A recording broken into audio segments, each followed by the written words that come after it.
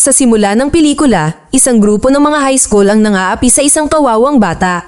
Naglagay sila ng mansana sa kanyang ulo at tinutukan ito ng patalim, hindi pinapansin kung gaano ito nakakapinsala sa target. Naputol ang grupo nang pigilan sila ng isang batang babae na nagngangalang Amy. Siya ay nagsasalita laban sa mga nananakot at sinusubukang tulungan ng ibang lalaki. Pagkatapos ay ipinakita sa kanila ni Amy ang larawan niya at ng kanyang yumaong kapatid na si Yu na namatay dahil sa pambubuli. Siya ay pinaslang ng isang katulad na grupo ng mga lalaki na nag-iisip na ang pag-abala sa mga mahihinang tao ay masaya. Hindi gusto ng mga maton na sinusubukan niyang turuan sila ng leksyon. Sinubukan siyang pigilan ng kanilang pinuno at hinampas siya ng patalim. Bumunot ng karit si Amy at pinutol ang kanyang kamay nang hindi nagdalawang isip. Nagulat ang mga kaibigan niya sa nakita at tatakbo na sana nang makita ni Amy na nawawala rin ang kaliwang braso niya. Naniniwala silang madali nila siyang matatalo. Ginagamit nila ang kanilang mga patalim para salakayin siya at nagulat sila nang maglabas si Amy ng isang machine gun. Gamit ang kanyang pinutol na kamay upang hawakan ito, tinambangan niya ang buong grupo. Pagkatapos niyang tapusin sila, nilapitan niya ang maton na nagpapahirap sa kanya kanina. Tinatanong niya ito kung okay lang siya, ngunit ayaw ng lalaki sa kanyang simpatiya. Para sa kanya, siya ay isang cold-hearted murderer. Pagkatapos ay pinutol ang eksena sa 6 na buwan na mas maaga. Kasama ni Amy ang kanyang kaibigan na nagsasanay ng basketball sa paaralan. Siya ay masayahin at masigla, ang ganap na kabaligtaran ng kanyang hinaharap na sarili. Pagkatapos ng klase, sila ng kanyang nakababatang kapatid na si Yu ay sabay na naglalakad pa uwi. Ang magkapatid ay may malusog na relasyon at mahal ang isa't isa. Mapaglarong humingi ng pera si Yu kay Amy dahil naghihingalo na siyang bumili ng bagong video game. Nag-aatubili si Amy at sumasang-ayon lamang kapag ipinangako niyang gagawin ang lahat ng kanyang mga gawain. Sa gabi, malalaman natin na ang pera ay hindi talaga para sa isang video game. Nakilala ni Yu ang kanyang matalik na kaibigan na si Takeshi na nagsinungaling din sa kanyang ina para sa pera. Kinakabahan silang pumunta sa hideout ng isang gang at iniabot ang pera. Ang pinuno ng gang ay isang walang awa na lalaki na nagngangalang Kimura. Nakikita niyang mas mababa ang pera kaysa sa inaasahan niya sa dalawa. Bilang resulta, si Yu at Takeshi ay binugbog at iniinsulto ng gang. Tinatanggap nila ang mga pagpapahirap, natatakot na ang paghihiganti ay magdulot ng mas maraming problema. Habang ang iba ay abala sa paghagupit sa kanila, sinunog ng leader ng gang na si Kimura ang kanilang pera. Ang tanging hangarin niya ay igiit ang kanyang pangingibabaw sa kanila, kahit na maaari niyang itago ang pera. Kinaumagahan, sinurpresa ni Amy si Yu ng kanyang paboritong almusal. Mag-isang namumuhay ang magkapatid dahil namatay ang kanilang mga magulang kanina. Lumalabas na ginawa nila ang hindi dapat gawin matapos ang maling akusasyon ng pagpatay. Napansin ni Amy ang mga pasa sa mukha ni Yu at tinanong siya kung paano niya nakuha ang mga iyon. Nag-aalala siya para sa kanya ngunit pilit niyang binabalewala ang usapan. Gayunpaman, nang paulit-ulit na tinanong, sinabi niya sa kanya na nakipag-away siya sa ilang mga lalaki kahapon. Nabigo si Amy na maunawaan ang kalubhaan ng sitwasyon at tinapos ang pag-uusap sa pamamagitan ng paghiling sa kanya na lumayo sa mga agresibong tao. Ang ama ni Kimura, si Ryuji, ay isang nakakatakot na pinuno ng mafia na masyadong matigas ang ulo tungkol sa mga tradisyon ng pamilya. Sinasanay niya ang kanyang anak na lumaban, kaya dapat isang araw ay magiging malupit siya gaya ng kanyang mga ninuno. Pinapainom pa niya ng dugo si Kimura para mamana niya ang pagiging hayop ng kanyang pamilya. Ngunit hindi niya alam na ang tanging mamamana lang niya ay AIDS. Sa araw na iyon ay nagambala sila ng kanilang tagapaglingkod sa bahay na dumating upang humingi sa kanila ng almusal. Naniniwala si Ryuji na ang kanyang presensya ay ginagawang hindi namumunga ang tradisyon at nagmumula sa galit. Maya-maya ay makikita natin si Kimura na malapit nang sumali sa kanyang barkada sa labas. Sa kanyang paglabas, binati niya ang kanyang ina na masayang bumabati sa kanya ng magandang araw. Ngunit pagkatapos nito, brutal niyang tinapos ang alipin bilang parusa sa pag-abala kay Ryuji kanina. Sa sumunod na eksena, makikita natin ang bahay ni Yugo Takeshi. Nagkita ang mga lalaki, ngunit inutusan ng ina ni Takeshi na si Miki ang kanyang anak na layuan si Yu na ang mga magulang ay mga mamamatay tao. Ayaw niyang maging kaibigan ng kanyang anak ang may masamang impluensya. Nagpa siya ang mga lalaki na huwag pansinin siya at umalis. Maya-maya pa ay nasa labas na ng academy si Amy at ang kaibigan niya pagkatapos ng basketball practice. Habang nag-uusap sila, napansin nilang tumatakbo si Yu at Takeshi sa kalye. Makalipas ang ilang segundo, sumunod si Kimura at ang kanyang grupo sa likuran para pahirapan sila. Napagtanto ni Amy na ang kanyang kapatid ay nasa problema at tumakbo upang iligtas sila. Gayunpaman, bago siya makarating sa kanila, hinarang siya ng isang grupo ng mga pervert na lalaki. Sa tingin nila ay madaling duminahin ng isang taong napakaliit ngunit pinatunayan niyang mali sila sa pamamagitan ng pagpapakita ng mahusay na mga kasanayan sa pagtatanggol sa sarili. Samantala, sa hideout, nahuli ni Kimura at ng kanyang gang sina Takeshi at Yu at humihingi sila ng karagdagang pera. Gayunpaman, ang dalawa ay naubos ang lahat ng kanilang baon at walang maibigay sa kanila. Sinimulan ni Kimura na insultuhin si Amy na ikinagalit ni Yu. Tumayo siya laban sa pinuno sa unang pagkakataon at sinubukang umatake ngunit madali siyang naiwasan ni Kimura. Sa huli, itinapon ni Kimura at ng kanyang mga tao ang mga kawawang lalaki sa gusali at tinapos sila. Nang sa wakas ay dumating si Amy, nakita niya ang bangkay ng kanyang kapatid sa lupa at nawasak. Siya ay sumisigaw, humihikbi, at umiiyak na nagdadalamhati sa kanyang pagkamatay.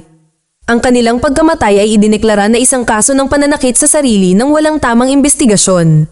Sinubukan ni Amy na sabihin kay Miki at sa kanyang asawang si Suguro na maaaring may pumatay kay Takeshi. Gayunpaman, wala sa mood si Miki na makinig. Sa pag-uwi, sinuri ni Amy ang mga gamit ng kanyang kapatid at nakahanap ng isang journal. Sa loob nito, inilarawan ni Yu ang kanyang mga paghihirap ng detalyado. Hindi mapigilan ni Amy ang mapaluha matapos itong basahin. Bagamat hindi binanggit ni Yu ang mga pangalan ng mga bully, binanggit niya sa journal ang miyembro ng gang na si Ryota. Kinabukasan pumunta siya sa bahay ni Ryota at tinanong siya kung kilala niya kung sino ang pinuno ng gang. Binaliwala ni Ryota ang kanyang mga alalahanin at lumayo pagkatapos sabihin na nagsisisi siya sa pagkamatay ni Yu. Napagtanto ng ama ni Ryota na si Amy ay laban sa kanyang anak. Nang malaman niya na mayroon siyang ebidensya ng pagkakasangkot ni Ryota sa pagpatay, sinubukan niyang tapusin siya para hindi mahatulan ang kanyang anak. Sumama rin ang kanyang asawa at ipinasok ang kamay ni Amy sa mainit na kawali ng mantika sa kalan. Sa huli, nagawa ni Amy na bumuhos ng mainit na tubig sa mukha ng ama ni Ryota at tumakas para sa kanyang buhay. Nang gabi ring iyon, pumasok si Amy sa silid ni Ryota sa pamamagitan ng bintana. Itinutok niya ang isang karit sa kanyang leeg at hinihimok siyang ibunyag kung sino ang pinuno ng gang. Natakot para sa kanyang buhay, kinumpirma ng lalaki na tinapos ni Kimura ang kanyang kapatid. Pinasalamatan siya ni Amy para sa impormasyon sa pamamagitan ng pagputol ng kanyang leeg. Sa kusina, abala ang kanyang ina sa pagluluto nang biglang namatay ang ilaw. Pagbalik nila, natuklasan niya ang pugot na ulo ng kanyang anak. Lumitaw si Amy sa kanyang likuran at tinapos siya hanggang sa mawalan ng malay. Pagkatapos ay ipinaligo niya sa ama ni Ryota ang dugo ng kanyang anak bago naglakad palayo. Sa sumunod na eksena, si Ryuji at ang kanyang pamilya ay sama-samang nasiyahan sa hapunan. Isang bagong chef ang aksidenteng nalaglag ang isang mangkok ng sopas kay Kimura. Hindi kinukonsinti ng pamilya ang kaunting uri ng kawalang galang kahit na ito ay hindi sinasadya. Bilang parusa, ipinaputol ng ina ni Kimura na si Violet ang chef ng lahat ng kanyang mga daliri at kinain ang mga ito. Nagdahilan si Kimura na pumunta sa washroom. Sa kanyang sorpresa, nakita niya ang isang gwardiya na naputol ang kanyang leeg at nakita si Amy sa kisame. Siya ay tumalon sa kanya at ilang segundo ang layo mula sa pagwawakas ng kanyang buhay bago siya pinigilan ng kanyang ama at ng mga gwardya. Unang umatake si Violet, kasunod ang mga gwardya na pinaulanan siya ng mga blades. Nagawa ni Amy na ipagtanggol ang sarili at nahuli muli si Kimura. Nang itinaas niya ang kanyang kamay para tapusin siya, inihagis ni Ryuji ang isang espada at sinaksak ang kanyang braso sa dingding. Sa sumunod na eksena, nakatali ang kanyang mga kamay sa kisame habang brutal siyang binugbog ng mga gwardya. Gusto ni Violet na agad siyang tapusin ng kanyang asawa, ngunit gusto niyang maramdaman ni Amy ang pinakamatinding sakit na sana ay magiging dahilan ng katapusan niya. Una, pinutol niya ang lahat ng daliri nito, pagkatapos ay hindi sinasadyang naputol din ang kaliwang braso nito. Sumisigaw siya sa sakit at paghihirap habang ang pamilya ng mga gangster ay nakangiti sa kanya. Makalipas ang ilang sandali, nagpadala si Violet ng isang gwardya upang wakasan ang buhay ng dalaga minsan at para sa lahat. Mahusay siyang ikinulong ni Amy sa pagitan ng kanyang mga binti at tinapos siya bago tumakas. Kinaumagahan, nalaman ng lahat mula sa gang ang tungkol sa pagkamatay at pagtakas ni Amy. Galit na galit si Violet sa asawa dahil hindi niya tinapos ang babae habang may pagkakataon pa sila. Nang walang makalapit, pumunta si Amy sa bahay ni Takeshi, umaasang mauunawaan ng kanyang mga magulang ang kanyang mga problema. Nakita nilang nahimatay siya sa labas ng kanilang tindahan. Mabilis nilang dinala siya sa loob at binihisan ng kanyang mga sugat, sa kalaunan ay tinulungan siyang gumaling mula sa mga sugat. Makalipas ang ilang linggo, tuluyan na siyang gumaling at sinabi kay Mickey ang dahilan ng pagkamatay ng kanyang anak. Nagawa niyang hikayatin siyang tulungang tapusin ang mga mamamatay tao at nagsimulang magsanay ang dalawa simula noon. Ang asawa ni Mickey ay isang bihasang mekaniko na gustong gawing mas mapanganib na sandata ang kanyang naputol na kamay. Binago niya ang isang machine gun na kasya sa kaliwang kamay niya at tulungan siyang lumaban. Ilang araw sa pagsasanay, si Mickey ay naglibot sa kapitbahayan upang tiktikan ang mga gangster. Nalaman niya na si Ryuji at ang kanyang pamilya ay lumayo sa kanilang dating tirahan at walang nakakaalam kung nasaan sila sa kasalukuyan. Walang kamalay-malay si Mickey na binabantayan siya ng isa sa mga bantay ni Ryuji. Umuwi siya at sinabi kay Amy ang lahat. Habang tinatalakay nila ang kanilang susunod na hakbang, inatake sila ng isang grupo ng mga gangster na ipinadala ni Ryuji. Ngunit dahil nagsanay ang dalawa, kaya na nilang lumaban. Kinabit ni Amy ang machine gun sa kanyang kamay bago nagpaputok ng ilang beses. Ang lugar ay naging isang bloodbath dahil maraming mga gangster ang tinapos sa malagim na paraan. Sa gitna ng kaguluhan, ang asawa ni Mickey ay tinapos ng mga kaaway matapos hiwa-hiwain. Dahil sa takot sa baril, tumakas ang mga gwardya, ngunit hawak ng mga babae ang isa sa kanila bilang hostage. Pinahirapan nila ito sa mga susunod na araw at pilit na ipinahayag sa kanya kung nasaan si Ryuji at ang kanyang pamilya. Pagkatapos noon ay makikita natin siyang dinala niya ang dalawang babae sa bagong address ng pamilya. Akala nila ito ay isang sorpresang pag-atake ngunit ang mga mandirigma ni Ryuji ay handang gumanti. Nakatayo sila sa harap ng mga batang babae na nakasuot ng football na nakaharang sa kanilang daan. Isang away ang naganap sa pagitan ng dalawa ngunit gamit ang kanilang mga bagong kapangyarihan ay maaaring talunin ni Mickey at Amy ang mga kalaban. Nang wala ng ibang pagpipilian, humakbang si Ryuji sa larangan ng digmaan gamit ang kanyang sandata. Itinutok niya ito kay Amy, ngunit sinugod siya ni Mickey bago ito tumama. Dahil dito, natamaan si Mickey at naputol ang kanyang paa. Nagsisimula siyang magdugo at sumisigaw sa sakit ngunit ayaw pa ring sumuko. Hinihikayat niya si Amy na tuparin ang layunin ng kanilang pagsasanay at ipaghiganti ang lahat ng nagpahirap sa kanyang kapatid at sa kanyang anak. Kinuha ni Amy ang payo at sinundan si Ryuji. Kapag nag-iisa si Mickey, inatake siya ng isa sa mga tauhan ni Ryuji. Hindi niya kayang labanan ito sa kanyang kalagayan, kaya nag-iisip siya ng mas magandang plano. Kinabit niya ang isang chainsaw sa kanyang binti at inatake ang kaaway. Ngunit hindi nagtagal, namatay din siya pagkatapos mawalan ng maraming dugo. Pansamantala, sa wakas ay nahanap na ni Amy si Ryuji at hinampas siya ng kanyang baril na naging sanhi ng kanyang agarang pagkamatay.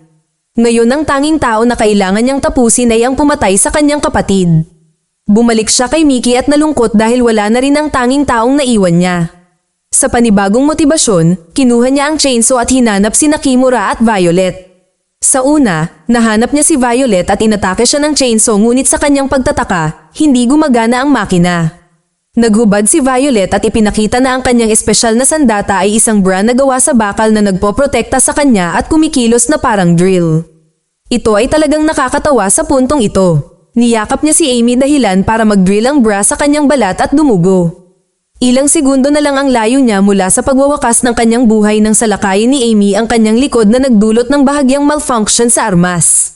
Nakita ni Kimura ang kanyang ina na nahihirapan at tumakbo papunta sa kanya para lamang mapugutan ang ulo ni Amy. Ganon din ang ginawa niya kay Violet at sa wakas ay nakapaghiganti siya. Sa huli, sinabi niya sa espiritu ni Hugh na tapos na ang lahat.